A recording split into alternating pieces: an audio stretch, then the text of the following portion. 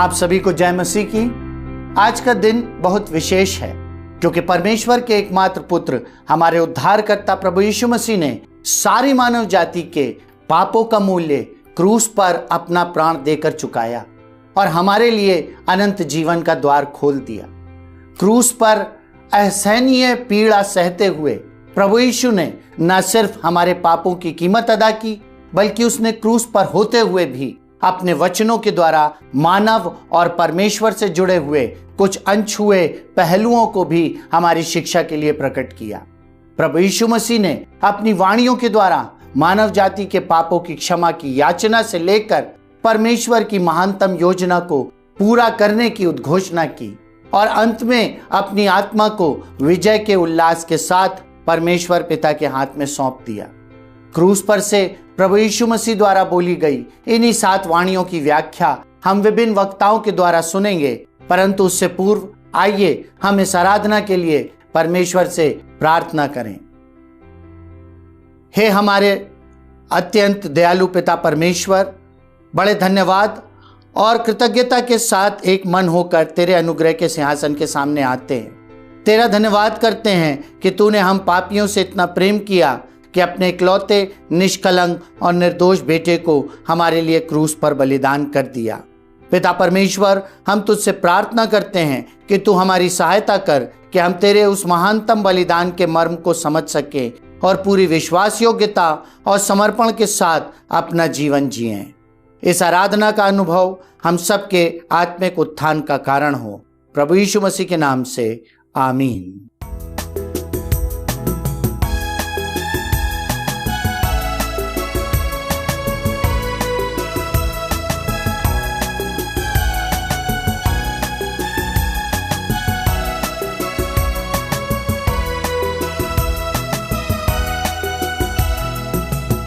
उसके पास तू मुझे रख, यीशु प्यारे ताका, पापी वहाँ सोते से मुफ्त में मुक्ति पाता। उसकी मैं बड़ाई करूँगा जब तक मैं आनंद पार न पहुँचूंगा।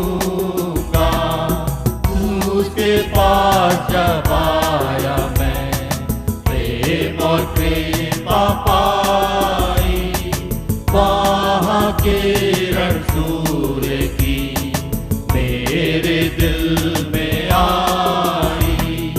उसकी मैं ये पढ़ाई करूँगा जब तक मैं आनंद को पार न पहुँचूंगा। तेरी दया क्रूस पार सदा मुझे रखे और सदा मेरे ऊपर उसकी छाया रहे। उसकी मैं ये पढ़ाई करूँगा जब तक मैं आनंद को पार न पहुँचूंगा।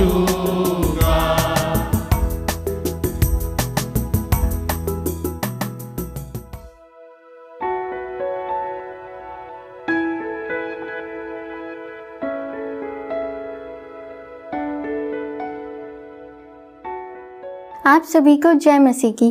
पहली वाणी से संबंधित बाइबल पाठ जो कि पाया जाता है लूका 23 उसका 34वां पद, जहाँ इस प्रकार लिखा है, हे पिता इन्हें क्षमा कर क्योंकि ये नहीं जानते कि क्या करते हैं। परमेश्वर इस वचन के पढ़े और सुने जाने पर हम सभी को आशीष दे। प्रभु यीशु मसीह की क्रूस पर से कही गई पहली वाणी, हे पिता इन्हें क्षमा कर क्योंकि ये जानते नहीं कि क्या कर रहे हैं। प्रभु यीशु मसीह की पहली वाणी एक प्रार्थना थी। यह प्रार्थना पिता की इच्छा और योजना के अनुसार की गई प्रार्थना थी। एक ऐसी प्रार्थना जिसमें परमेश्वर पिता के प्रति अगम्य विश्वास, आदर और पूरा समर्पण था। पिता की योजना पूरी करने के लिए जिस शारीरिक और मानसिक वेदना से वह गुजर रहा था, उसके प्रति इस प्रार्थना में कहीं कोई गिला शिकवा नहीं था, कोई एहसान जताने की, अधिकार जताने की बात नहीं थी। न ही यह प्रार्थना विरोधियों के प्रति कोई द्वेष, क्रोध, कड़वाहट, निंदा अथवा प्रतिशोध से भरकर उनके अहित अथवा विध्वंस के लिए थी, बल्कि यह प्रार्थना पापियों के लिए अगाध प्रेम के साथ क्षमा की याचना थी। इस प्रकार इस वाणी से हमारे लिए सबसे पहली शिक्षा प्रार्थना की अपरिहार्यता एवं महत्व। प्रार्थना प्रभु यीशु मसीह के जीवन का अभिन्न अंग थी। उसने हमेशा लोगों को अपने स्वर्गीय पिता के साथ पूरे दिल से विश्वास रखना और प्रार्थना करना सिखाया था। वह हर दिन स्वयं परमेश्वर पिता से प्रार्थना करता था। अपनी सेवकाई के पूर्व उसने 40 दिनों तक उपवास के साथ प्रार्थना की थी और अब क्रूस पर अपनी उखड़ती सांसों और भयंकरतम क्रूरता, ताड़ना, प्रताड़ना, निंदा, अपमान के बीच भी वह विश्वास के साथ पिता से प्रार्थना कर रहा था। कितनी बार जीवन में आने वाली पीड़ा, दुख, असाध्य बीमारी, असफलताएं, टकराव, बिखराव, प्रिय की मृत्यु, निसंतान या विकलांग संतान के जन्म, दुर्घटना, आर्थिक मंदी अथवा विषमताओं के दौर से होकर गुजरते हुए हमारे मनों में यह विचार उत्पन्न हो जाता है कि कोई स्वर्गीय पिता नहीं है। यदि है भी तो वह ना तो हमसे प्यार करता है, ना ही वह हमारी प्रार्थनाओं को सुनता है। यदि वह सर्व सामर्थी होता तो हमारे साथ ऐसा नहीं होता, हमारी दुर्दशा नहीं होती। यह सब सोचकर हम अपने संबंध अपने स्वर्गीय पिता से तोड़ लेते हैं। हम उससे प्रार्थना करना, उसके जीवित वचन का अध्ययन करना, उसकी सेवकाई करना बंद कर देते हैं। आज एक बार फिर अवसर है कि हम यीशु के क्रूस की ओर अपना ध्यान केंद्रित करें। क्या हम अपने स्वर्गीय पिता की इच्छा व योजना को पूरा करने के लिए उसके समान प्रताड़ित किए गए हैं? क्या हमने उसके समान थूक, अपमान, थप्पड़, कोड़ों की मार सही है? क्या हमको क्रूस पर लटकाया गया है? क्या हमको कीलों, भालों और कांटों से बेधा गया है? आखिर हमने किस कारण अपने स्वर्गीय पिता से प्रार्थना करना बंद कर दिया है? आज यह अवसर है कि हम अपने स्वर्गीय पिता से पूरे दिल से, पूरे विश्वास से प्रार्थना करना प्रारंभ करें। प्रभु यीशु मसीह का यह आदेश है कि जागते और प्रार्थना करते रहो कि तुम परीक्षा में ना पड़ो, क्योंकि आत्मा तो तैयार है परंतु शरीर दुर्बल है। जब प्रभु यीशु मसीह के जीवन में प्रार्थना की प्राथमिकता थी, तो हमारे लिए यह कितना महत्वपूर्ण है कि हम प्रार्थना करें। इस वाणी से दूसरी प्रमुख शिक्षा, स्वर्गीय परमेश्वर पिता में हमारी पहचान की प्रमुखता। शैतान ने प्रभु यीशु मसीह की परीक्षा लेते समय उसके हृदय में इसी पहचान पर प्रश्न तथा संदेह उत्पन्न करने के लिए उससे कहा था, यदि तू परमेश्वर का पुत्र है तो ऐसा कर, वैसा कर। प्रभु यीशु मसीह को कुछ करके यह प्रमाणित करने की आवश्यकता नहीं थी, क्योंकि उसे हमेशा से मालूम था कि वह परमेश्वर का पुत्र है। आज क्रूस पर डाकुओं के बीच टंगे रहकर भी उसे अपनी इस पहचान पर कोई संदेह, कोई प्रश्न नहीं था। प्रभु यीशु मसीह को ग्रहण करने के द्वारा हम सबको उसकी संतान तथा वारिस होने का अधिकार और गौरव मिलता है। हम प्रभु यीशु मसीह में अपने स्वर्गीय पिता के संतान और वारिस हैं, यह पहचान हम भी कभी ना भूलें। हम अपना आत्म मूल्यांकन करें कि कहीं हम अपनी शैक्षणिक योग्यताओं, उपलब्धियों, पद, धन, अधिकार, संपन्नता के कारण अपनी इस वास्तविक और मौलिक पहचान को तो नहीं भूल गए हैं। याद रखें कि हम सबसे पहले इन सब सांसारिक बातों से बढ़कर अपने स्वर्गीय पिता की संतान हैं। हम उसके वारिस हैं। हम इस संसार में अपने स्वर्गीय पिता के प्रतिनिधि हैं। हमको हमारे स्वर्गीय पिता ने इस संसार में अपने स्वादिष्ट नमक, अपनी प्रज्वलित ज्योति, अपने फलदायी दास, अपने याजक, अपने राजदूत, अपने जीवित पत्र, अपने जीवित गवाह, अपनी आवाज, अपने हाथ, अपने पांव होने के लिए, अपने उपयोगी उपकरण होने के लिए रखा है। उसने हमें इस संसार में इसलिए रखा है कि जैसा उसका राज्य पराक्रम और महिमा स्वर्ग में है, वैसे ही हम उसके राज्य पराक्रम और महिमा को इस संसार में लाने के सशक्त माध्यम बन सके। हम उसके राज्य की स्थापना करने, उसे विस्तार देने में और उसे मजबूत करने में अपना पूरा योगदान दे सकें।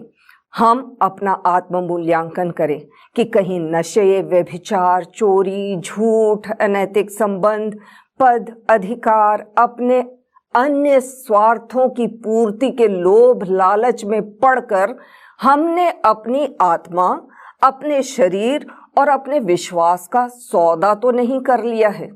हमने अपनी वास्तविक और मौलिक पहचान को धूमिल तो नहीं कर लिया है। आज फिर से परमेश्वर हमें अवसर दे रहा है कि हम अपना आत्म मूल्यांकन करें। हम प्रभु यीशु मसीह में अपनी कीमत को पहचाने और अपने स्वर्गीय पिता की संतान होने की पहचान के महत्व को और जिम्मेदारी को समझें। इस वाणी से तीसरी प्रमुख शिक्षा, क्षमा की अपरिहार्यता एवं महत्व। प्रभु यीशु मसीह आखिर किनके लिए क्षमा याचना कर रहा था? उनके लिए जिन्होंने उसे प्रताड़ित किया था, उसकी निंदा की थी, उस पर थूका था, उसके मुंह पर थप्पड़ मारे थे, उसे कांटों का ताज पहनाया था, उसके साथ अन्याय किया था, उसे कोड़ों से छलनी किया था, जिन्होंने उसके ऊपर क्रूस लादा था, जिन्होंने उसके हाथ और पांव को कीलों से क्रूस पर ठोक दिया था, उन सब के लिए जिन्होंने उसके कठिनतम समय पर उसे छोड़ दिया था, उसे जानने और पहचानने से भी इनकार कर दिया था, और साथ ही संपूर्ण मानव जाति के लिए जो आदम और हवा से लेकर उसके दूसरे आगमन तक होंगे, उन सब के मन, वचन, कर्म से किए गए हर एक पाप अपराधों की क्षमा की प्रार्थना वह कर रहा था। उसे क्रूस पर लटके हुए भी इस बात का एहसास था कि वह मनुष्यों को पापी और दोषी ठहराने के लिए नहीं, परंतु उनके पाप अपराधों को क्षमा करने के लिए आया है। वह इसी उद्देश्य को पूरा करने के लिए क्रूस पर अपना बलिदान दे रहा था। इस वाणी से हमारे लिए यह प्रश्न है कि हमने अपने अपराधियों को क्षमा किया है या नहीं। यह वचन का आदेश है कि जैसा परमेश्वर ने तुम्हारे अपराध क्षमा किए हैं, वैसे ही तुम भी एक दूसरे के अपराध क्षमा करो। यह क्षमा सीधे हमारे उद्धार से जुड़ी हुई बात है। लिखा है, यदि तुम आपस में मनुष्यों के अपराध क्षमा करोगे तो स्वर्गीय पिता भी तुम्हें क्षमा करेगा, परंतु यदि तुम मनुष्यों को क्षमा ना करो तो तुम्हारा पिता भी तुम्हारे अपराध क्षमा नहीं करेगा। यहाँ मसीही क्षमा का अर्थ भी जान लेना आवश्यक है। मसीही क्षमा में 4 प्रमुख बातें निहित होती हैं। पहला, स्वयं को निर्दोष और दूसरे को दोषी होने की गुहार का त्याग करना। दूसरा, अपराध को बार बार दोहराकर ताजा रखने की आदत का त्याग करना। तीसरा, प्रतिशोध, निंदा, बैर भाव का त्याग करना। चौथा, अपने घमंड और हठ का त्याग कर संबंधों को सामान्य करने का निर्णय कर पहल और प्रयास करना। कितनी बार? 7 के 70 गुने बार तक। अर्थात जब जब अपराध की याद आए तब तब क्षमा करें। हमें प्रभु यीशु मसीह की क्षमा का आदर्श उदाहरण अपने सामने रखना है। आज यदि हम अपने क्रोध, कड़वाहट, हठ, प्रतिशोध, निंदा का त्याग कर अपने अपराधियों को क्षमा करेंगे तो इसी क्षमा के द्वारा हम भी परमेश्वर पिता की क्षमा के पात्र ठहरेंगे। बहुत बार शत्रुओं को क्षमा कर देना आसान होता है, परंतु अपने ही पति पत्नी, बच्चों, पालकों, मित्रों, संबंधियों को क्षमा करना बहुत कठिन होता है।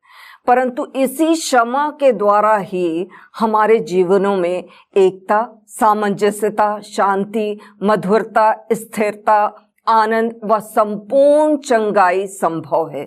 इसी क्षमा से हमारा जीवन सांसारिक लोगों के जीवन से भिन्न होगा। यही क्षमा हमारी शिष्यता की पहचान बनेगी और हमारे जीवनों से यीशु की गवाही होगी। प्रश्न उठता है कि जैसे हमेशा अधिकार के साथ प्रभु यीशु मसीह लोगों को पापों की क्षमा प्रदान करता था, वैसी क्षमा आज एक परमेश्वर के रूप में उसने लोगों को क्यों नहीं प्रदान की? क्योंकि आज वह संपूर्ण मानव जाति के लिए अर्थात आदम और हवा से लेकर उसके दूसरे आगमन तक जितने लोग इस संसार में होंगे, उन सब के मन वचन कर्म से किए गए हर एक अपराध के एक बड़े समुद्र को मानो अपनी पवित्र देह और आत्मा में समाहित किए हुए था। वह जो पाप से अनजान था, आज परमेश्वर के द्वारा पाप ठहराया जा चुका था। वह एक पापी के रूप में हम सब के पापों का पूरा पूरा दंड झेल रहा था। वह हमारे ही अपराधों के कारण एक पापी के रूप में कुचला जा रहा था। इसीलिए उसने वैसी क्षमा एक परमेश्वर के रूप में उन्हें प्रदान नहीं की, परंतु एक याजक के रूप में हमारे पापों की क्षमा के लिए उसने परमेश्वर से मध्यस्थता की प्रार्थना की। फिर क्षमादान केवल एक पश्चातापी पापी के लिए ही होता है। इस बात का कोई प्रमाण नहीं मिलता कि यीशु के क्रूस के समीप उपस्थित भीड़ को अपने किए पर कोई पछतावा था, बल्कि उन्हें गर्व था, उन्हें एक संतुष्टि थी। इसीलिए प्रभु यीशु मसीह ने क्षमादान की कोई घोषणा नहीं की, परंतु उसने उनके लिए पूरे दिल से परमेश्वर पिता से प्रार्थना की। प्रभु यीशु मसीह की अपराधियों के लिए की गई क्षमा याचना की दलील बड़ी अजीब सी सुनाई देती है कि ये जानते ही नहीं कि ये क्या कर रहे हैं। आखिर वे क्या नहीं जान रहे थे, क्या नहीं समझ रहे थे कि वे क्या कर रहे थे? पहली बात, वे यह नहीं समझ पा रहे थे कि वे एकमात्र सच्चे और जीवते सर्वशक्तिमान परमेश्वर को ही क्रूस पर चढ़ा रहे हैं। दूसरी बात, वे यह नहीं समझ पा रहे थे कि प्रभु यीशु मसीह यशाया 53 और भजन संहिता में लिखी हुई सभी भविष्यवाणियों को अक्षरशः पूरी कर रहा था। सब कुछ पिता की योजना के अनुसार उसके नियंत्रण में ही हो रहा था। तीसरी बात, वे अपने इस क्रूरतम अपराध की भयावहता से अनभिज्ञ थे कि वे जगत के उद्धारकर्ता को, उनके स्वयं के उद्धारकर्ता को ही क्रूस पर चढ़ा रहे हैं। चौथी बात, बाइबल कभी भी किसी पाप को अनदेखा नहीं करती है या कम नहीं करती है। इसका ज्वलंत उदाहरण प्रभु यीशु मसीह पर होने वाली प्रताड़ना, बर्बरता और क्रूरता थी। वह परमेश्वर पिता के न्याय, दंड और प्रकोप का उमड़ता हुआ प्याला मेरे और आपके लिए, मेरे और आपके स्थान पर पी रहा था। यह बात वे उस समय नहीं समझ रहे थे। प्रभु यीशु मसीह उनके पापों की गंभीरता को समझ रहा था। वह जान रहा था कि परमेश्वर पिता न्यायी हैं और ऐसा कोई कारण नहीं है कि वह ऐसे लोगों को क्षमा करे। वह ऐसा परमेश्वर है जिसने उस उज्जा को तुरंत मार डाला था जब उसने वाचा के संदूक को ठोकर के कारण गिरने से बचाने के लिए उसे छुआ था। तो अपने इकलौते बेटे, अपने जिगर के टुकड़े पर इस प्रकार का घोर अत्याचार करने वालों पर उसका क्रोध कितना अधिक भड़का होगा। इसके पहले कि वह उनका सर्वनाश कर देता या पृथ्वी को 2 भागों में फाड़कर वह उन्हें वहीं जिंदा दफन कर देता, प्रभु यीशु मसीह ने उनके लिए दया की, क्षमा की याचना की। प्रभु यीशु मसीह की प्रार्थना ही वह कारण थी जिसने परमेश्वर का निर्णय बदल दिया और उन्हें मन फिराव का अवसर मिला। उसकी प्रार्थना के उत्तर के रूप में डाकू ने मन फिराया और स्वर्गराज का वारिस हुआ। वहां उपस्थित अनेक लोगों ने पिन्तेकुस्त के दिन पतरस के संदेश के बाद सच्चा पश्चाताप किया और प्रभु यीशु मसीह की प्रार्थना के उत्तर के रूप में 3000 लोगों ने उद्धार प्राप्त किया। इसके बाद दूसरे ही दिन 2000 लोगों ने उद्धार प्राप्त किया और तब से लगातार लाखों और करोड़ों लोगों ने प्रभु यीशु मसीह के बलिदान और क्रूस पर से की गई प्रार्थना के उत्तर के रूप में उद्धार प्राप्त किया है। आज प्रश्न यह है कि हम उसकी इस प्रार्थना का उत्तर बने हैं या नहीं, हमारा उद्धार हुआ है या नहीं, हमारे जीवनों से उद्धार के प्रमाण प्रकट होते हैं या नहीं, हम किसी के लिए मध्यस्थता की प्रार्थना करते हैं या नहीं। आज अवसर है हम कलवरी के पास आएं और उसकी मीठी वाणी को सुने, तेरे पाप तो बहुत थे, सब क्षमा हुए। इससे बड़ी त्रासदी की कोई बात हो ही नहीं सकती यदि मरते वक्त मनुष्य आश्वस्त ना हो कि उसके पाप प्रभु यीशु मसीह के लहू से धुले हैं। प्रभु यीशु मसीह में उसने संपूर्ण क्षमा प्राप्त की है। हम सब के लिए उसकी क्षमा सबसे अधिक महत्वपूर्ण, सबसे अधिक आवश्यक है। इसके साथ ही उसकी क्षमा के लिए यह भी महत्वपूर्ण है कि हमने अपने अपराधियों को क्षमा किया है या नहीं।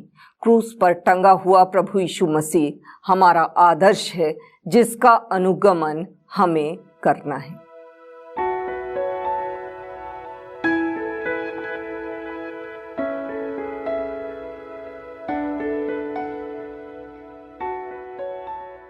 जय मसीह की। क्रूस पर से कही गई प्रभु यीशु मसीह की दूसरी वाणी से संबंधित बाइबल पाठ जो कि पाया जाता है लूका अध्याय 23 उसका 42 से 43 पद, जहाँ इस प्रकार लिखा है, तब उसने कहा, हे यीशु, जब तू अपने राज्य में आए तो मेरी सुधि लेना।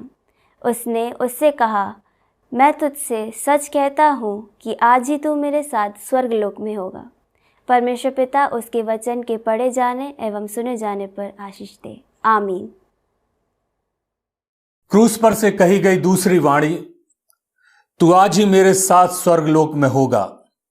हम अपना ध्यान सीधे उस कलवरी की पहाड़ी पर लगाएंगे जहां पर 3 क्रूस हैं और उन 3 क्रूसों पर 3 व्यक्ति लटके हुए हैं। और हम ये जानते हैं कि प्रभु यीशु मसीह बीच में है और उनके दोनों तरफ 2 डाकू लटकाए गए हैं।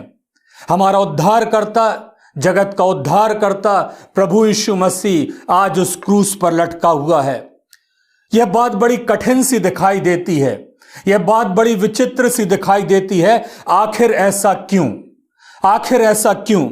2 पापी व्यक्तियों के बीच में एक धर्मी व्यक्ति क्यों? 2 अपराधी व्यक्तियों के बीच में एक निरपराधी क्यों? 2 दोषी व्यक्तियों के बीच में एक निर्दोष व्यक्ति क्यों? 2 असभ्य व्यक्तियों के बीच में एक सभ्य व्यक्ति क्यों? और यह बात हमें सोचने पर विवश करती है, आखिर ऐसा क्यों? और इसका उत्तर हमें यशायाह भविष्यवक्ता की पुस्तक में, जो यशायाह 53 और उसके 12वें पद में मिलता है। वहां पर लिखा हुआ है, वह पापियों के साथ गिना जाएगा। और आज इस दृश्य में, इस कलवरी की पहाड़ी पर हम प्रभु यीशु मसीह को देख रहे हैं कि वो पापियों के साथ गिना जा रहा है। उसके साथ में जो 2 डाकू लटकाए गए हैं, वो जो अपराधी हैं, आज उन अपराधियों के बीच में प्रभु यीशु मसीह की भी गिनती हो रही है। एक कुछ में सकारात्मक है और कुछ में नकारात्मक है। कैसे एक डाकू ने सकारात्मक कदम उठाया और दूसरे ने नकारात्मक। कैसे दोनों एक ही जगह पर थे परंतु दोनों ने अपने अपने अलग अलग मार्गों को चुन लिया। दोनों एक ही जगह पर उपस्थित थे परंतु एक ने अवसर का लाभ उठाया और एक ने अवसर को बेकार जाने दिया। इस पहले डाकू के बारे में हम देखेंगे। ये जो पहला डाकू है, ये नकारात्मक विचारधारा का व्यक्ति है। ये पहला डाकू जो जीवन के अंतिम क्षणों में प्रभु यीशु मसीह का तिरस्कार कर रहा है, प्रभु यीशु मसीह का मजाक उड़ा रहा है, प्रभु यीशु मसीह का माखौल उड़ा रहा है और प्रभु यीशु मसीह से कहता है, यदि तू सच में मसीहा है तो अपने आप को और हमें बचा। ये जो डाकू है ये भीड़ के साथ हो गया, क्योंकि भीड़ ने प्रभु यीशु मसीह को पापियों के साथ में खड़ा कर दिया। ये डाकू जो था वो अधिकारियों के साथ में हो गया, क्योंकि ये जो अधिकारी थे वो उसकी धज्जियां उड़ा रहे थे। ये जो डाकू था धर्म के ठेकेदारों के साथ हो गया, क्योंकि वह उनका उपहास उड़ाते हुए देख रहा था। और ये डाकू देख रहा था कि कैसे प्रभु यीशु मसीह के मुंह पर थूका जा रहा है, कैसे उसे कोड़ों से मारा जा रहा है, कैसे उसे लज्जित किया जा रहा है। और इन सब बातों को देखते हुए उसने सोचा, यदि ये कोई राजा होता और यदि ये कोई मसीहा होता तो इतने कष्टों को वो नहीं सहता। अपना स्वार्थ सिद्ध करना चाह रहा था, क्रूस की मृत्यु से बचना चाह रहा था, सांसारिक मृत्यु से बचना चाह रहा था। और इसलिए वह प्रभु यीशु मसीह से कहता है, यदि तू सच में मसीहा है तो अपने आप को और हमें बचा।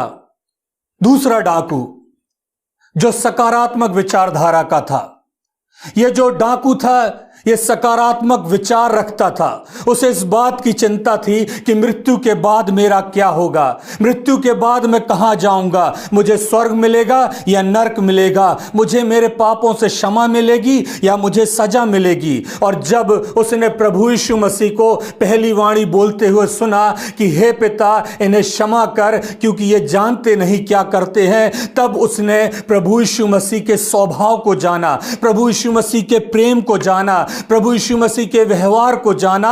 और इससे वह दूसरा डाकू जो था वो अभिभूत हो गया। वह प्रभु यीशु मसीह को पहचानने लगा कि ये कैसा व्यक्ति है, ये जो गाली सुनते हुए गाली नहीं देता, ये मार खाते हुए मारता नहीं है, उपहास उड़ाने वालों को आशीष दे रहा है, कपड़े फाड़ने वालों को, उसके मुंह पर थूकने वालों को वो क्षमा कर रहा है। और यह सब चीजें ये दूसरा डाकू था वो देख रहा था।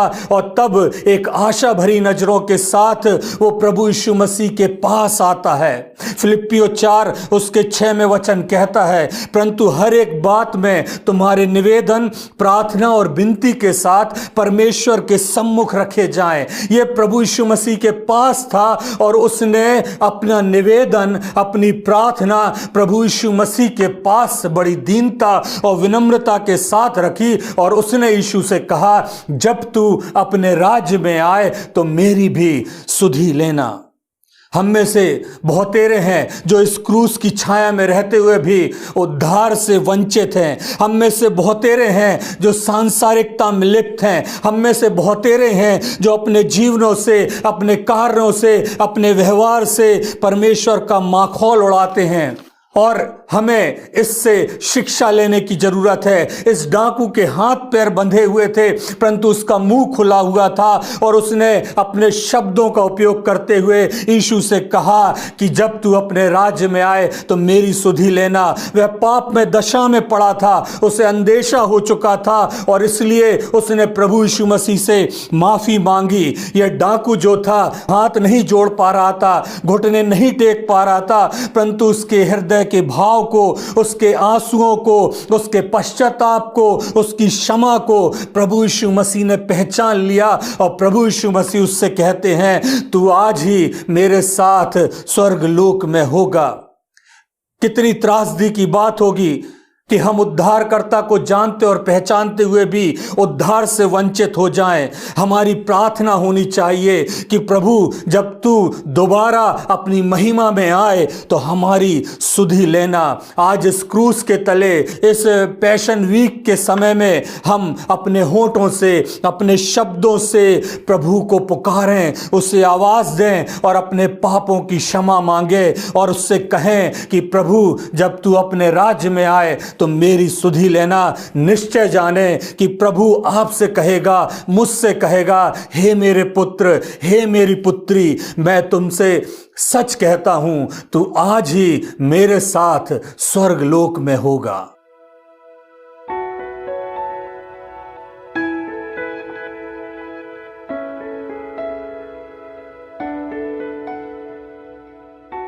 आप सबों को जय मसीह की।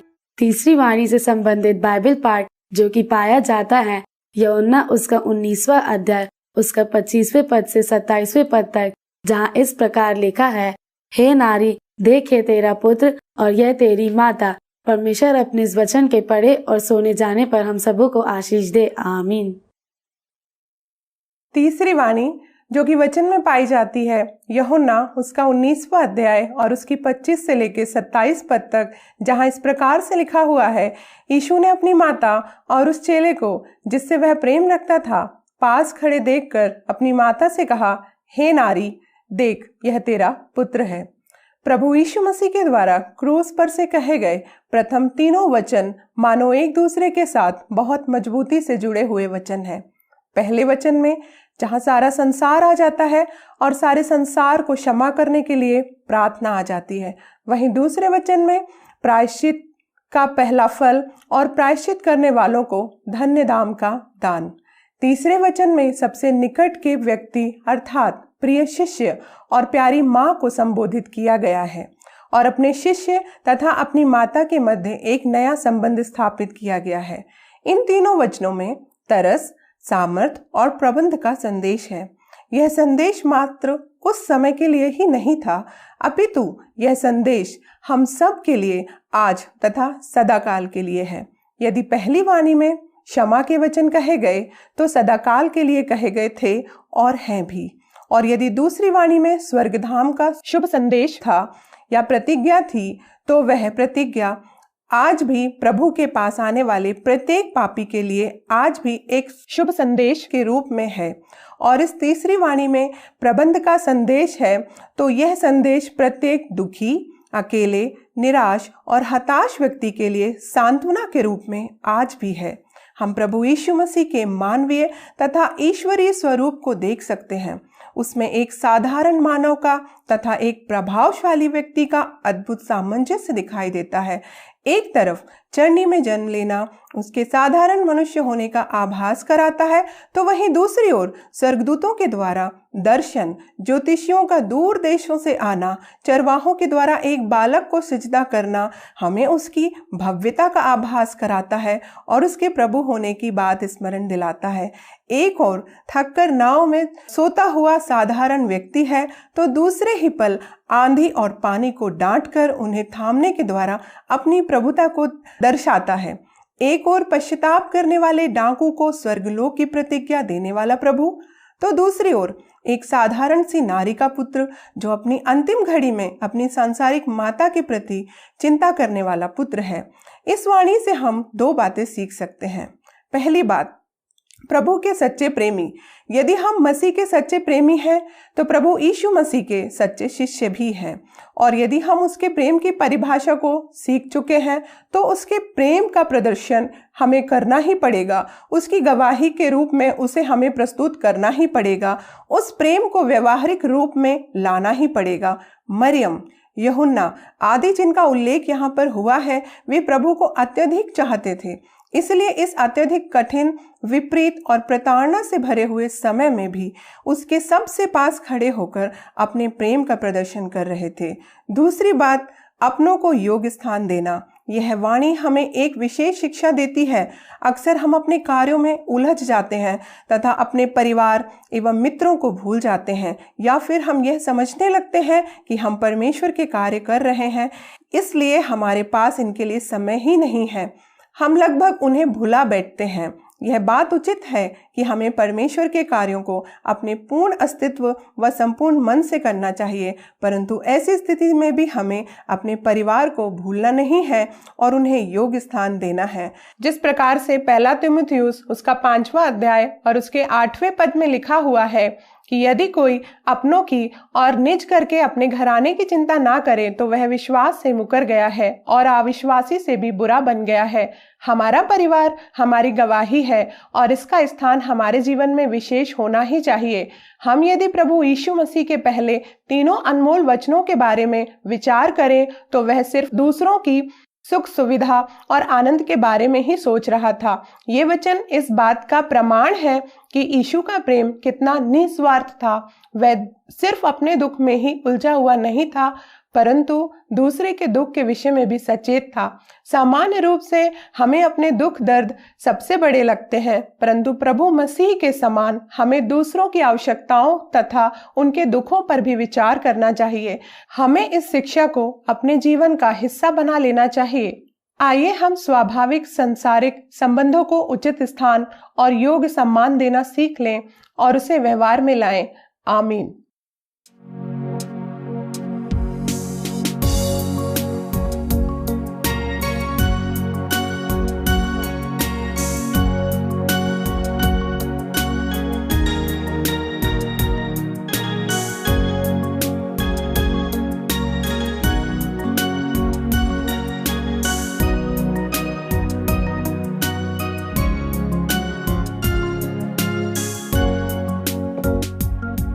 तुम गए यीशु पास के मन शुद्ध हो, क्या उस लहू में शुद्ध हुए हो?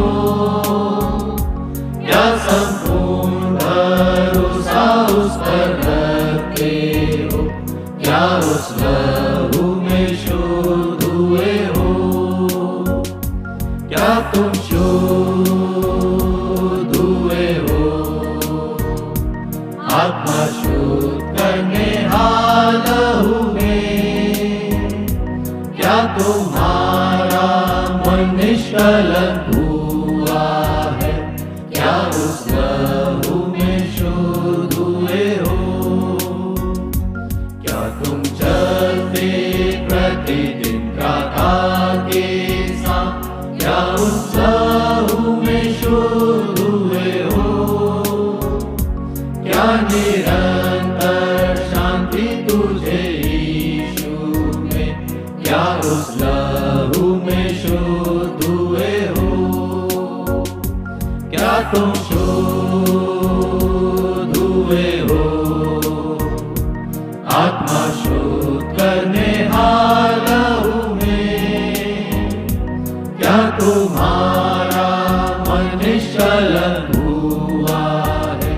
क्या उस लहू में शुद्ध हुए हो?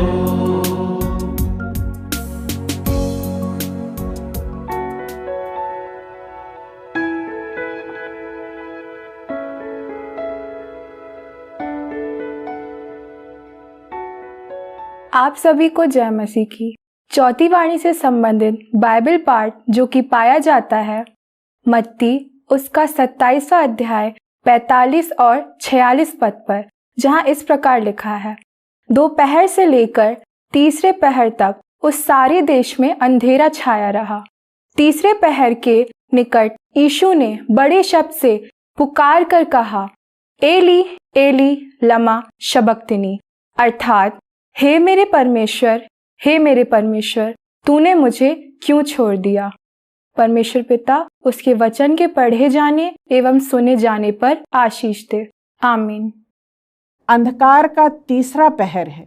हमारे हिसाब से लगभग दोपहर 3 बजे का समय है और प्रभु यीशु मसीह मसीहा के दुखों की भविष्यवाणी को चुपचाप सह रहे हैं, साकार कर रहे हैं, जी रहे हैं, जैसे यशायाह 53:12 में लिखा है, क्योंकि उसने अपना प्राण मृत्यु के लिए उड़ेल दिया, वह अपराधियों के संग गिना गया, तो भी उसने बहुतों के पाप का बोझ उठा लिया और अपराधियों के लिए विनती करता रहा।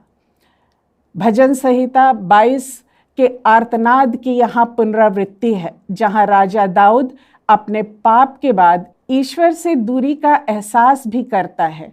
घर जाकर इसे भी अवश्य पढ़ें, क्योंकि प्रभु यीशु आज क्रूस पर इस मैसानिक भविष्यवाणी को जी रहे हैं। अंतिम ब्यारी से पूर्व और गेत्सेमनी बाग में प्रार्थना के पूर्व वे चेलों से कह चुके हैं कि उनका मन व्याकुल है, उदास है। उनकी वह घड़ी आ पहुंची है जब सब कुछ समय के लिए उन्हें छोड़कर उनसे दूर हो जाएंगे। चेले और लोग उन्हें देख नहीं पाएंगे। प्रथम 3 वाणियाँ ऐसी विषम परिस्थितियों में भी शांत, गंभीर और लोगों की चिंता की है, लेकिन इस चौथी वाणी में एक चीत्कार है, एक पुकार है, असीमित पीड़ा का एहसास है। यह पीड़ा उनकी कोड़ों की मार, कांटों के ताज लहूलुहान शरीर की टूटन से बढ़कर है। यहाँ न सिर्फ उसके अपनों ने उसे छोड़ दिया है, लेकिन ईश्वर से उसका त्रिएकत्व का पहली बार अलगाव हुआ है। यह शारीरिक, मानसिक, आध्यात्मिक पीड़ा उनके लिए असहनीय है। याद करें यूहन्ना 16 में जब वे चेलों को अपने अंतिम समय के विषय में बताकर तैयार कर रहे थे, उन्होंने पद 28 में साफ साफ कह दिया था, पिता की ओर से मैं जगत में आया हूँ और मैं फिर जगत को छोड़कर पिता के पास जाता हूँ। पद 31-32 में उन्होंने यह भी कहा था, क्या तुम अब विश्वास करते हो?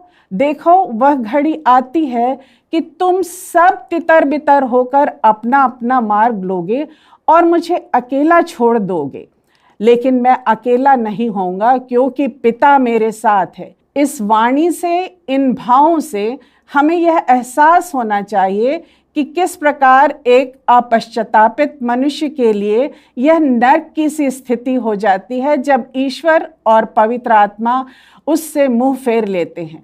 इस खालीपन और अकेलेपन के जीवन का एहसास बेहद पीड़ादायक है, नरकीय है।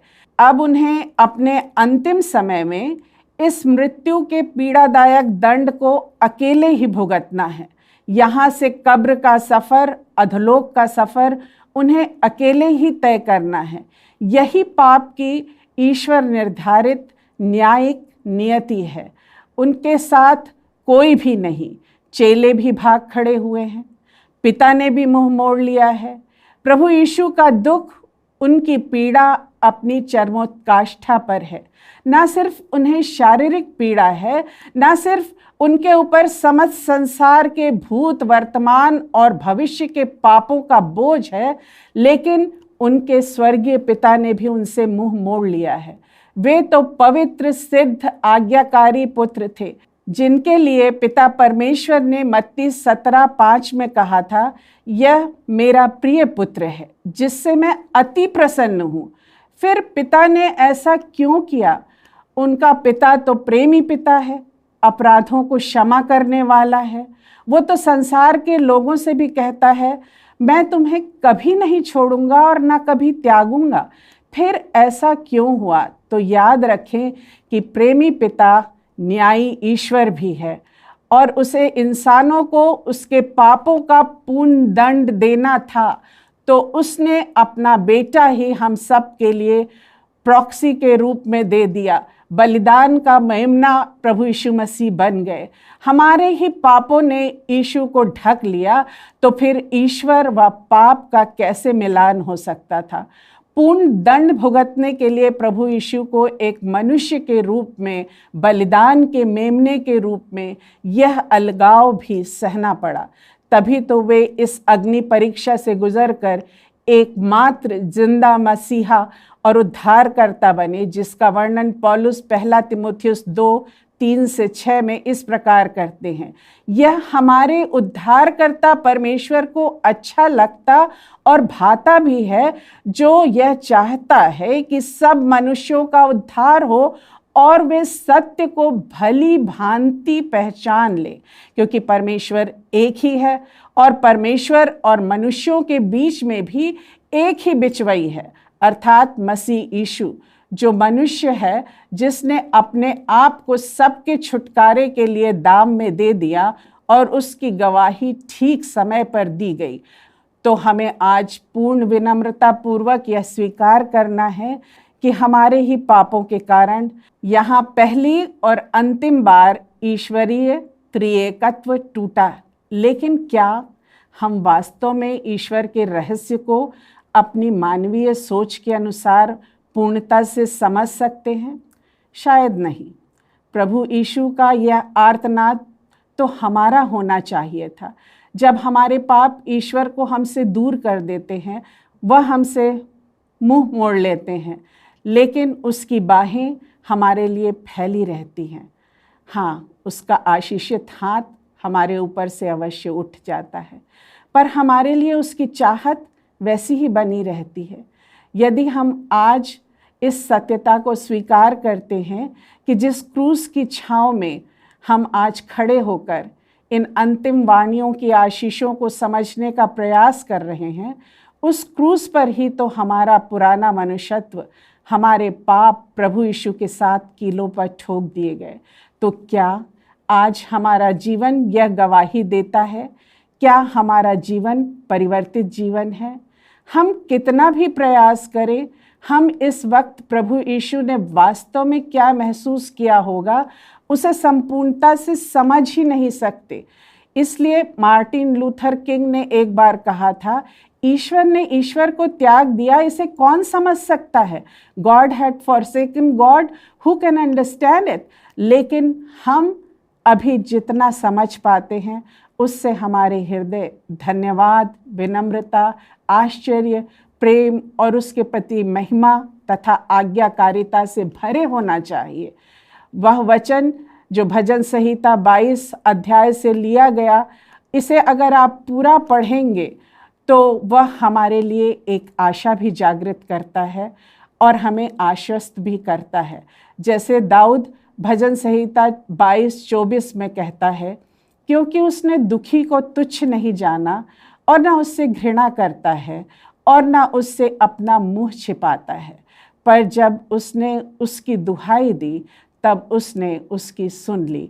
प्रभु यीशु की पीड़ा असहनीय है, लेकिन इस दुख की अग्नि से निकलकर वे हम पर अनुग्रह कर रहे हैं। मृत्यु पर विजय प्राप्त करने वाले, समस्त संसार के पापों का बोझ उठाने वाले उद्धारक बने हुए हैं। आज यद्यपि हम पुनरुत्थान के इस ओर खड़े हैं और हमारे सामने यह सब चित्र स्पष्ट है, लेकिन अभी इस वक्त यीशु के इस वचन के साथ कुछ क्षण रुककर अपने जीवनों का पुनर्आकलन करें कि क्या मेरे पापों का बोझ ईश्वर और मेरे बीच पर्दा बन गया है। एक अलगाव की नरकीय स्थिति से बचिए। प्रभु यीशु ने उसका पूरा पूरा दाम चुका दिया है, पूरा पूरा अलगाव, पूरा पूरा दुख सह लिया है कि हम उससे बचें और हमें यह पीड़ा ना सहना पड़े। आज अपने जीवन से उसके बलिदान को व्यर्थ ना जाने दें। परमेश्वर से आपका किसी तरह का अलगाव ना हो, उसका अनुग्रह आप पर बना रहे। ईश्वर आप सभी को आशीष दे।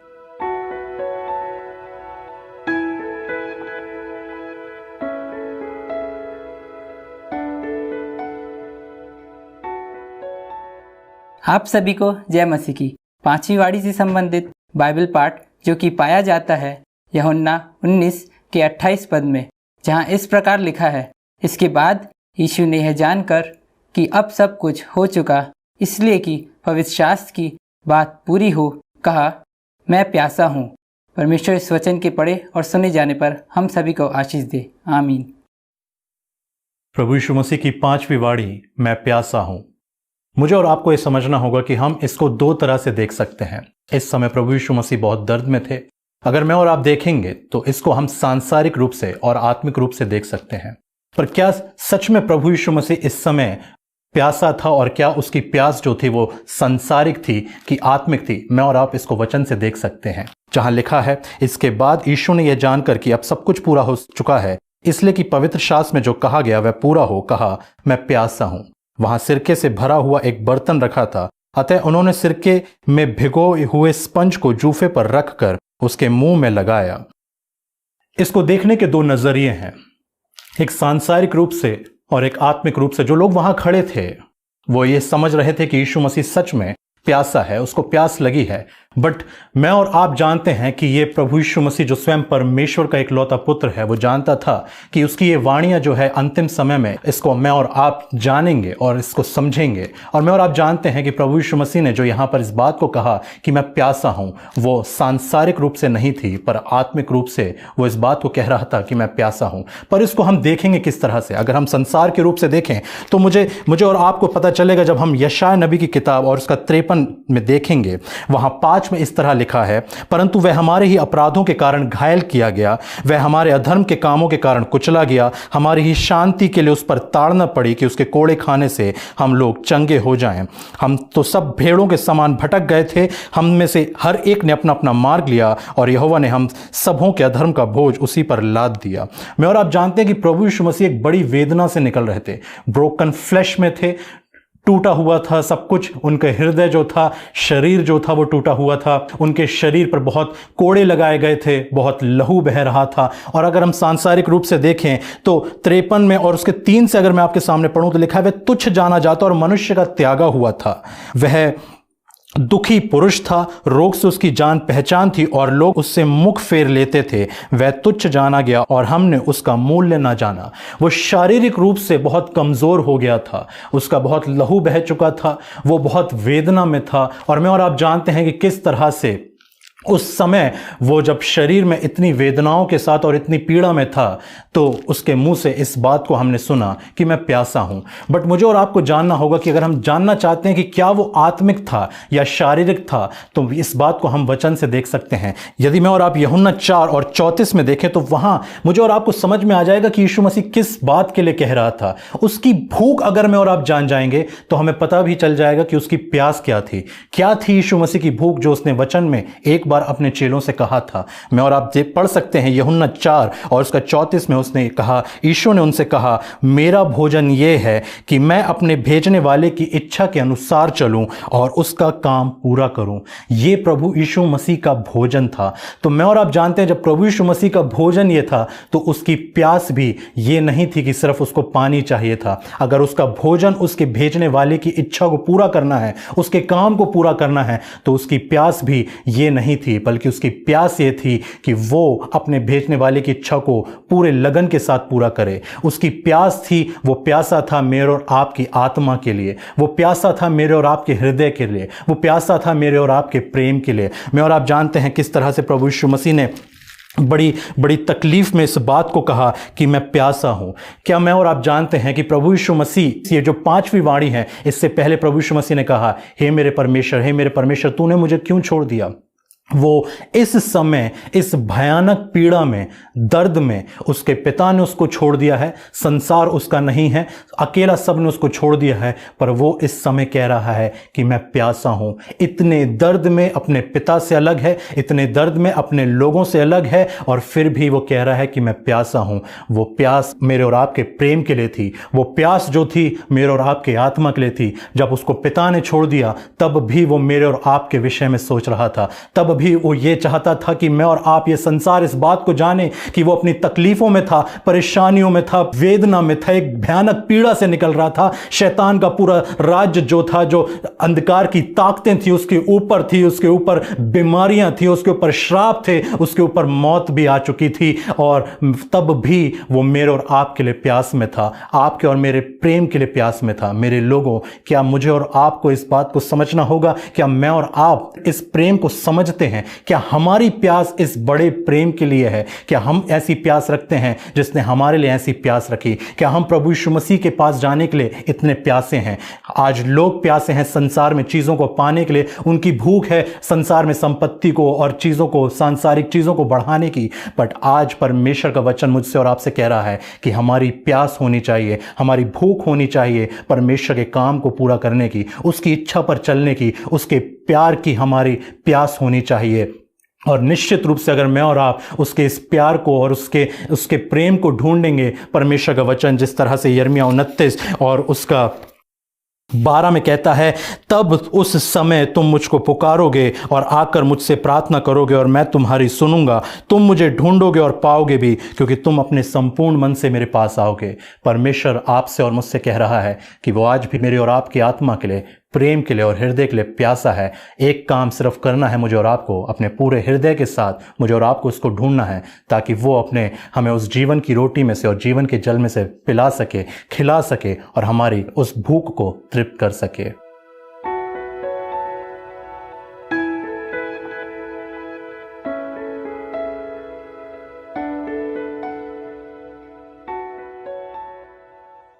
आप सबों को जय मसीह की छठवीं वाणी से संबंधित बाइबल पाठ जो कि पाया जाता है यूहन्ना 19 उसका 29 से 30, जहाँ इस प्रकार लिखा है, वहाँ एक सिरके से भरा हुआ बर्तन धरा था, सो उन्होंने सिरके में भिगोए हुए स्पंज को जूफे पर रखकर उसके मुंह से लगाया।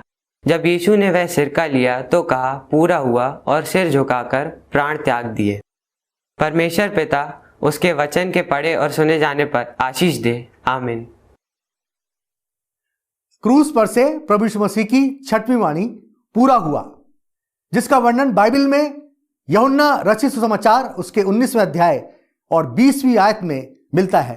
यहां इस प्रकार लिखा हुआ है, जब यीशु ने वह सिरका लिया तो कहा, पूरा हुआ, और सिर झुकाकर प्राण त्याग दिए। ये शब्द पूरा हुआ जो प्रभु यीशु मसीह ने बोले क्रूस पर से, ये शब्द ऐसे थे मानो कोई खिलाड़ी जीतने के बाद ये कह रहा हो, मैं जीत गया हूं। मानो कोई सैनिक युद्ध जीतने के बाद इस बात की घोषणा कर रहा है कि हम जीत गए हैं। एक ऐसा स्वर जो बहुत तेजी से कहा गया, जो उत्साह से कहा गया, जो एक वीर के समान कहा गया, पूरा हुआ। यदि हम देखें बाइबल में प्रभु यीशु मसीह के द्वारा ऐसा कौन सा काम पूरा हुआ, ऐसी कौन सी बातें हैं, तो हम पाते हैं कि प्रभु यीशु मसीह जिस बात को कह रहे हैं पूरा हुआ, वो ये कि परमेश्वर ने उसको इस संसार में भेजा कि वो उसके काम को करे, वो काम पूरा हो गया। परमेश्वर ने अपने बेटे को भेजा कि वो उसकी योजना पूरी करे, और उस योजना को प्रभु यीशु मसीह ने पूरा कर दिया। मनुष्य को उद्धार देने की बात थी, प्रभु यीशु मसीह ने उद्धार का मार्ग खोल दिया और यह काम पूरा हो गया, मनुष्य के हित में हो गया। मनुष्य के जीवन में खुशियां देने का काम पूरा हो गया। मनुष्य के जीवन को परिवर्तित करने की तैयारी पूरी हो गई। उसने अपने लहू को बहा दिया ताकि मनुष्य बचाया जाए, ताकि पिता की इच्छा पूरी हो, ताकि पिता ने जो काम दिया वो पूरा हो। प्रभु यीशु मसीह कहते हैं यूहन्ना के 17वें अध्याय में, यदि हम देखें और उसकी 4थी आयत में, तो यहां लिखा हुआ है, जो काम तूने मुझे करने को दिया था उसे पूरा करके मैंने पृथ्वी पर तेरी महिमा की है।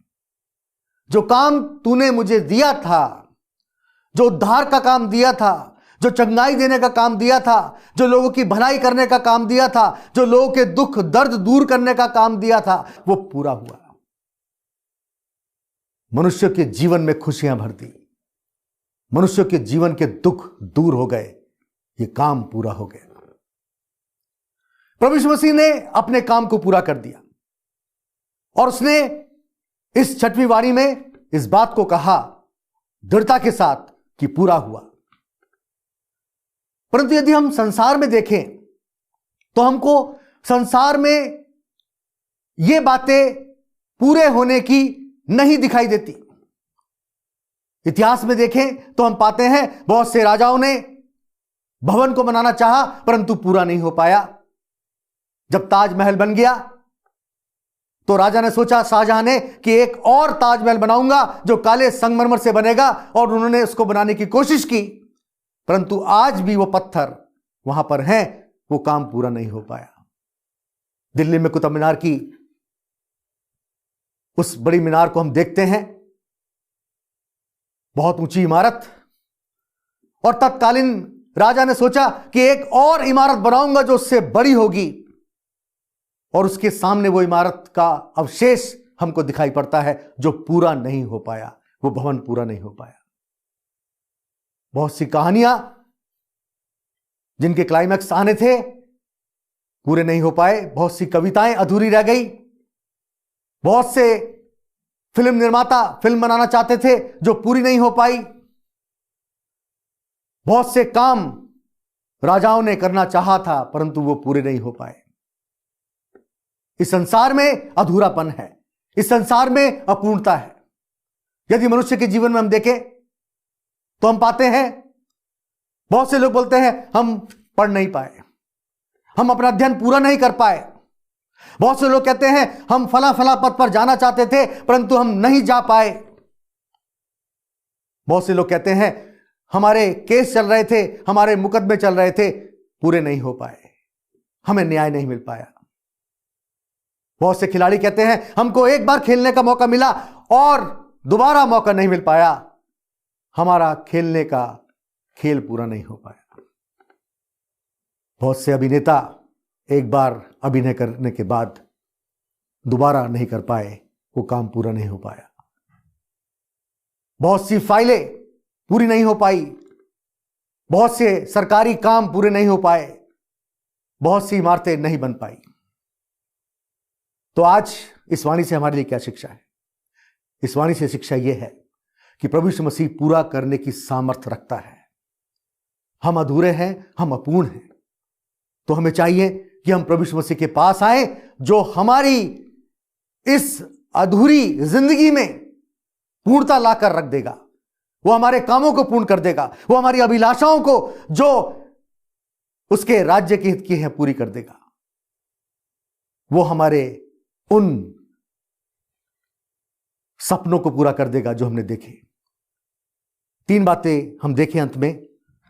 पहली बात कि हमको, जो हम अधूरे हैं, हमको पूरा समर्पण प्रभु यीशु मसीह के लिए करना है, पूरा विश्वास उस पर करना है, तो हमारा अधूरापन दूर होगा। दूसरी बात, हम अपनी कमियों को प्रभु यीशु मसीह के चरणों में लाएं और वो हमारी कमी को दूर कर देगा, हमें पूर्णता की ओर ले जाएगा। और तीसरी बात, हमारे जो काम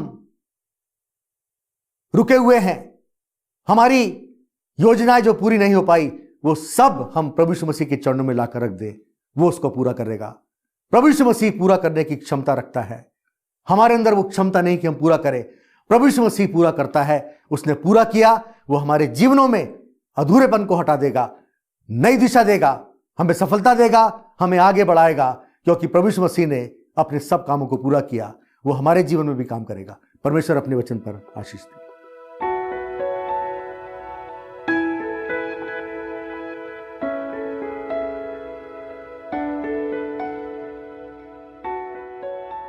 आप सभी को जय मसीह की 7वीं वाणी से संबंधित बाइबल पाठ जो कि पाया जाता है लूका उसका 23 अध्याय 44 से 46 पद में, जहां इस प्रकार लिखा है, और लगभग दोपहर से तीसरे पहर तक सारे देश में अंधेरा छाया रहा और सूर्य का उजियाला जाता रहा और मंदिर का पर्दा बीच से फट गया। और यीशु ने बड़े शब्द से पुकार कर कहा, हे पिता, मैं अपनी आत्मा तेरे हाथों में सौंपता हूं। और यह कहकर प्राण छोड़ दिए। परमेश्वर पिता उसके वचन के पढ़े जाने एवं सुने जाने पर आशीष दे। आमीन। क्रूस पर से प्रभु यीशु मसीह के द्वारा बोली गई अंतिम और 7वीं वाणी, हे पिता, मैं अपनी आत्मा तेरे हाथों में सौंपता हूं। प्रभु यीशु मसीह क्रूस पर इस बात का जय घोष कर चुका है कि पूरा हुआ। जो कुछ भी कार्य परमेश्वर ने इस पृथ्वी पर प्रभु यीशु मसीह को करने के लिए दिया था, उस कार्य को प्रभु यीशु मसीह ने पूरा कर दिया। प्रभु यीशु मसीह ने मानव जाति के उद्धार के कार्य को पूरा कर दिया और अब समय आ गया है कि वो अपनी आत्मा को अपने पिता परमेश्वर के हाथों में सौंप दे। इस वाणी में कुछ बातें हमारे सामने आती हैं। जब प्रभु यीशु मसीह ने कहा कि हे पिता, मैं अपनी आत्मा तेरे हाथों में सौंपता हूं, तो इस वाणी से मेरे और आपकी शिक्षा के लिए क्या बातें हो सकती हैं, इन बातों पर हम संक्षेप में विचार करेंगे। प्रभु यीशु मसीह कहते हैं, हे पिता, मैं अपनी आत्मा तेरे हाथों में सौंपता हूं। यह वाणी जो है, ये परमेश्वर पिता के साथ अंतरंगता की वाणी है, एक क्लोजनेस की, एक इंटीमेसी की वाणी है, जहां पर प्रभु यीशु मसीह को अपने पिता के साथ अपनी अंतरंगता का एहसास है, अनुभव है। वो संबंध मानव जाति के सारे पापों को अपनी निष्पाप देह पर लेने के द्वारा परमेश्वर ने जिसे हमारे लिए पाप ठहरा दिया था और उस पीड़ा, उस बोझ, उस दर्द के एहसास से प्रभु यीशु मसीह पुकार उठा था कि हे मेरे परमेश्वर, तूने मुझे क्यों छोड़ दिया। अब प्रभु यीशु मसीह ने उस कीमत को चुका दिया है और इसलिए फिर से पिता के साथ संबंध जुड़ गया है। और प्रभु यीशु मसीह कहता है, हे पिता, मैं अपनी आत्मा तेरे हाथों में सौंपता हूं। एक अंतरंगता का एहसास है, एक इंटीमेसी का एहसास है, उस संबंध को जो टूट गया था वापस पा लेने का एहसास है। जो पहली बात है वो यही कि यह वाणी परमेश्वर के साथ प्रभु यीशु मसीह की अंतरंगता को प्रकट करती है।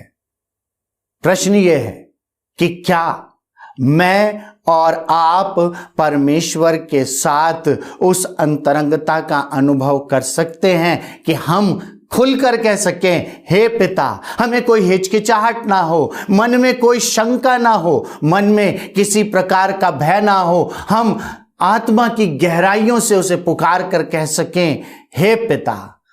क्या मेरा और आपका संबंध परमेश्वर से ऐसा है? इतनी अंतरंगता का संबंध परमेश्वर के साथ मेरा और आपका है। दूसरी बात, प्रभु यीशु मसीह की यह वाणी परमेश्वर पिता पर भरोसे के एहसास की वाणी है। मेरे और आपके जीवन में जब कठिन समय आए, जब पीड़ाएं आए, जब विपरीत परिस्थितियां आए, अपना भरोसा परमेश्वर पर हमें बनाकर रखना है, क्योंकि वो एक पिता के समान हमें संभालने को तैयार है। और जो तीसरी और आखिरी बात इस वाणी से हमें सीखने को मिलती है वो ये कि प्रभु यीशु मसीह की यह वाणी विश्राम के एहसास की वाणी है।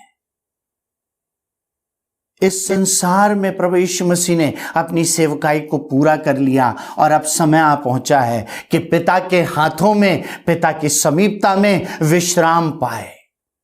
जो कार्य परमेश्वर पिता ने दिया था उसको अब पूरा कर दिया है, अब विश्राम का समय है। प्रभु यीशु मसीह कहता है, हे पिता, मैं अपनी आत्मा तेरे हाथों में सौंपता हूं। उस स्थान पे जहां पर शोक नहीं है, जहां पर पीड़ा नहीं है, जहां पर आंसू नहीं है, जहां पर क्लेश नहीं है, ऐसे आनंद से भरे हुए स्थान में, विश्राम के स्थान में अब मैं तेरे पास आने को वापस तैयार हूं। प्रभु यीशु मसीह की ये वाणी विश्राम के एहसास की वाणी है।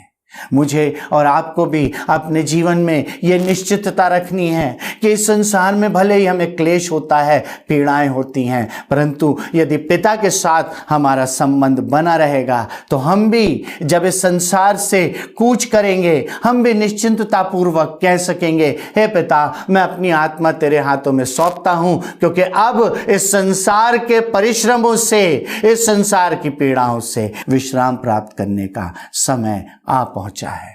काश मैं और आप प्रभु यीशु मसीह की इस वाणी को अपने हृदय में आत्मसात कर सकें। परमेश्वर पिता के साथ हमारा अंतरंगता का संबंध बना रहे, हमारा भरोसा पूरी तरह से परमेश्वर पर बना रहे और हमें इस बात का एहसास हो कि हमारा परमेश्वर हमें सारे परिश्रमों से विश्राम देता है, क्योंकि वो हमारा ऐसा परमेश्वर है जो ना हमें कभी छोड़ता है और ना कभी त्यागता है। परमेश्वर हम सबों को अपनी आशीषों से परिपूर्ण करे।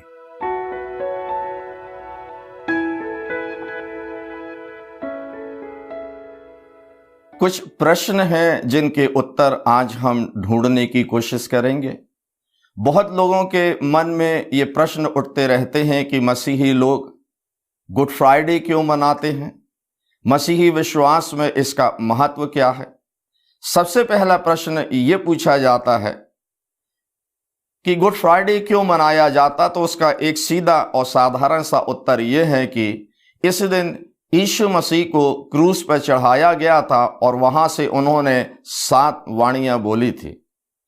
कई लोग ये प्रश्न करते हैं कि जिस दिन यीशु मसीह को क्रूस पर चढ़ाया गया, मसीही उसे गुड फ्राइडे क्यों कहते हैं, या हिंदी में शुभ शुक्रवार क्यों कहा जाता है। क्योंकि यीशु मसीह का क्रूस पर चढ़ाया जाना अत्यंत दुख का कारण था और उस युग में इसको क्रूरतम दंड माना जाता था, तो फिर आखिर मसीही इसको गुड फ्राइडे क्यों कहते हैं? वचन के अनुसार यदि हम समझने का प्रयास करें तो यीशु मसीह का बलिदान पापियों के उद्धार के लिए किया गया है।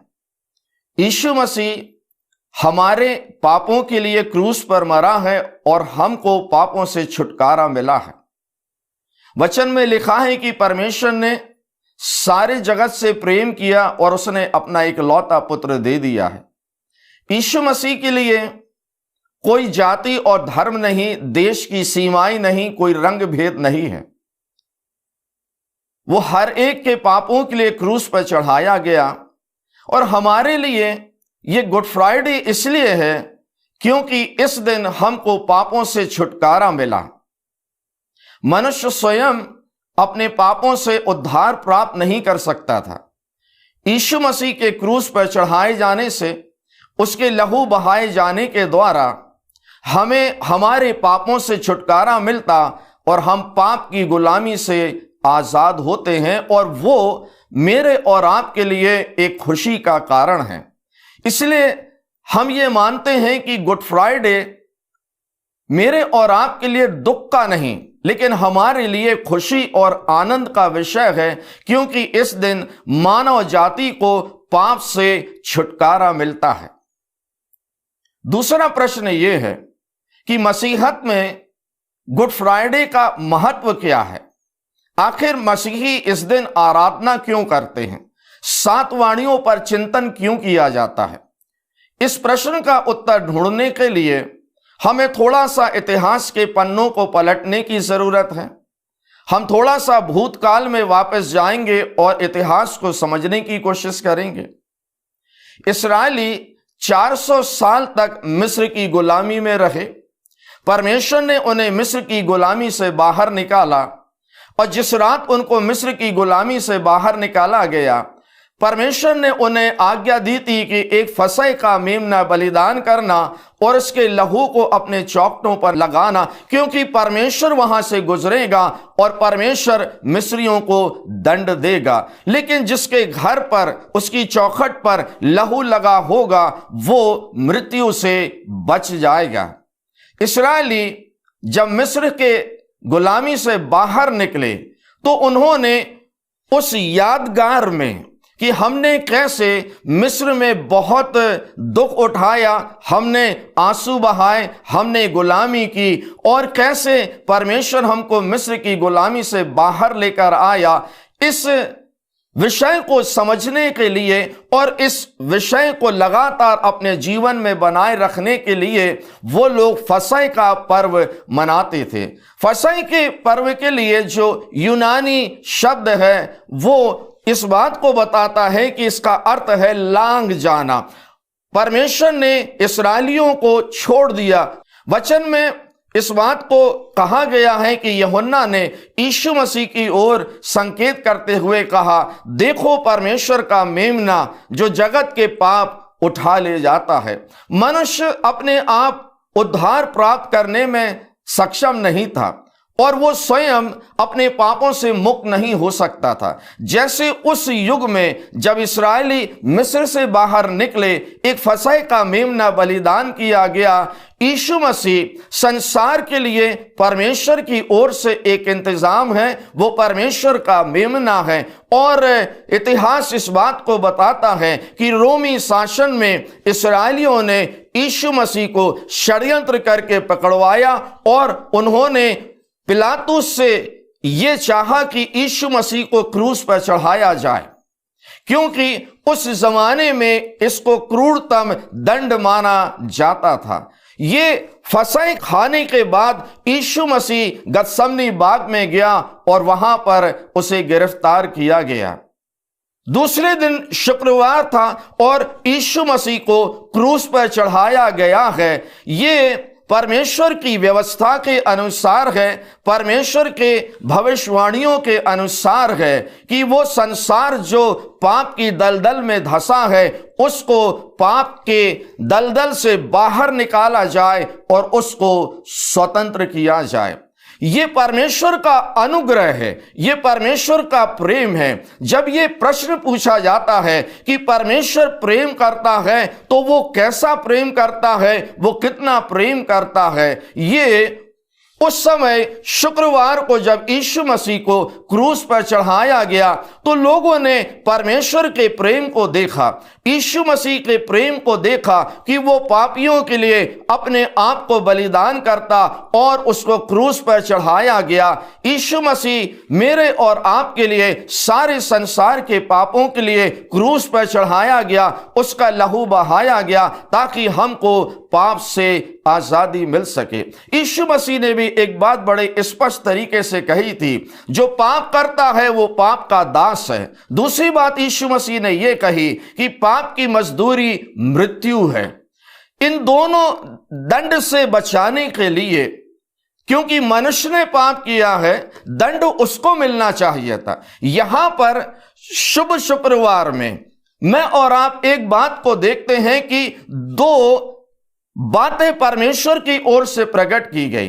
पहली बात यह है कि परमेश्वर ने अपना न्याय प्रकट किया, मनुष्य को उसके पापों का दंड मिलना चाहिए, लेकिन अगर दंड इंसान को मिलता तो इंसान तो नाश हो जाता, मैं और आप क्रूस पर नहीं चढ़ाए जा सकते थे। दूसरी बात यह है कि परमेश्वर प्रेम करने वाला है तो उसको न्याय भी करना था और अपने प्रेम को भी प्रकट करना था। इसलिए परमेश्वर ने यीशु मसीह को इस संसार में मनुष्य बनाकर भेजा और वचन में लिखा है कि यीशु मसीह अंतिम आदम बनकर इस संसार में आया। तो जब यीशु मसीह को क्रूस पर चढ़ाया गया है तो मनुष्य को उसके पाप का दंड दिया गया, संसार को इस दंड से बचा लिया गया, मुझको और आपको इस दंड से सुरक्षित रखा गया। तो परमेश्वर ने अपने प्रेम को प्रकट किया है। दरअसल ये मेरे और आपके लिए बहुत आवश्यक है कि मैं और आप ये समझ सकें कि मसीही विश्वास में शुभ शुक्रवार का महत्व क्या है। ऐसे बहुत सारे प्रश्न हैं जिनका उत्तर संसार ढूंढ रहा है और मुझको और आपको ये समझना चाहिए कि यीशु मसीह जो क्रूस पर बलिदान किया गया वो मुझको और आपको न केवल पाप की दासता से छुटकारा देता, लेकिन वो पाप का जो दंड है, एक मृत्यु है, अनंत मृत्यु है, उससे वो मुझको स्वतंत्र करता। इसलिए ये गुड फ्राइडे है, ये एक अच्छा दिन है क्योंकि हमें हमारे पापों से छुटकारा मिला है और यीशु मसीह जो क्रूस पर चढ़ा हुआ है उसने अन्य अपराधियों की तरह कोई अनर्गल बातें नहीं की, लेकिन उसने वहां से 7 वाणियां बोली हैं जिसका चिंतन आज सारे विश्व में शुभ शुक्रवार की आराधना में किया जाता। अगर मैं और आप अगर क्रूस पर होते तो शायद मैं और आप बहुत कुछ बोलते या अनर्गल बातें मेरे और आपके मुंह से निकलती, परंतु यीशु मसीह क्रूस पर पूरी तरह संतुलित है और वो मेरे और आपके लिए बलिदान किया गया। आज भी जो यीशु मसीह के पास आता है, यीशु मसीह पर विश्वास करता है, उसको पाप से स्वतंत्रता मिलती है। इसलिए ये शुभ शुक्रवार है, इसलिए हम इसे गुड फ्राइडे कहते हैं क्योंकि उस दिन हमारे लिए सब कुछ अच्छा हुआ और हमें पाप से स्वतंत्रता मिली है और परमेश्वर ने हमको स्वर्ग राज में प्रवेश करने का अधिकार दिया। इस वचन के द्वारा परमेश्वर आपको बहुत सी आशीष दे।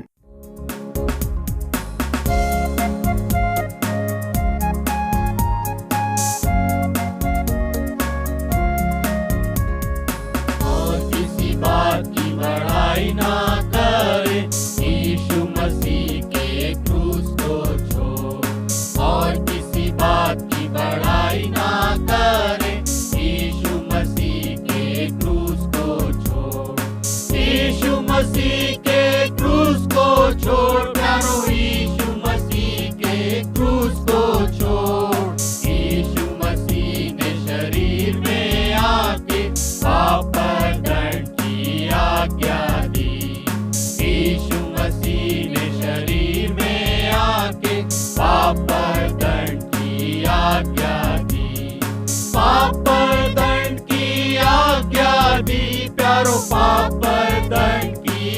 आज्ञा दी। जब मैं पापी हो ही रहा था, मेरे लिए वो मर गया। जब मैं पापी हो ही रहा था, मेरे लिए वो मर गया। मेरे लिए वो मर गया, प्यारो मेरे लिए वो मर गया। उसके संग जो हम दुख उठाएं, तो महिमा भी पाएंगे। उसके संग जो हम दुख उठाएं, तो महिमा भी पाएंगे। तो महिमा भी पाएंगे, प्यारो तो महिमा भी पाएंगे। मैं तो नहीं पर यीशु मसीहा, वो ही मुझ में जीता है। मैं तो नहीं पर यीशु मसीहा, वो ही मुझ में जीता है। वो ही मुझ में जीता है, प्यारो वो ही मुझ में जीता है। और किसी बात की बड़ाई ना करें, यीशु मसीह के क्रूस को छू। आइए हम सभी अपने स्थानों पर खड़े हो जाएं। हम अंतिम प्रार्थना में जाएंगे। प्रार्थना के बाद प्रार्थना के रूप में कोरस गा लेंगे और परमेश्वर की आशीष से आज की आराधना को समाप्त करेंगे। आइए हम प्रार्थना करें। पिता परमेश्वर, आपके अनुग्रह की धन्यवाद देते हैं। फिर से धन्यवाद देते हैं आज के आशीषित दिन के लिए कि हम आपके नज़दीकी में आ सके। आपके वचन के द्वारा हम सब आशीषित हुए हैं, इस बात के लिए हम धन्यवाद देते हैं। धन्यवाद देते पिता कि हम इस ऑनलाइन आराधना के द्वारा हम आपके वचन में, आपके विश्वास में निरंतर आगे बढ़ते जा रहे हैं। आपका अनुग्रह जो हमारे जीवन में बना हुआ है, उसके लिए हम आपको फिर से धन्यवाद देते हैं। फिर से हिंदी चर्च ऑनलाइन को आपके हाथ में सौंपते हैं। प्रार्थना करते हैं इस सेवकाई के द्वारा बहुत से लोग आपकी नज़दीकी में आ सकें। फिर से सारी बातों को धन्यवाद देते हुए प्रार्थना प्रभु यीशु मसीह के नाम से मांगते हैं, आमीन। हम तो जलते दीप हैं यीशु की ज्योति में। जब तक है जहां में हम उसे फैलाना है।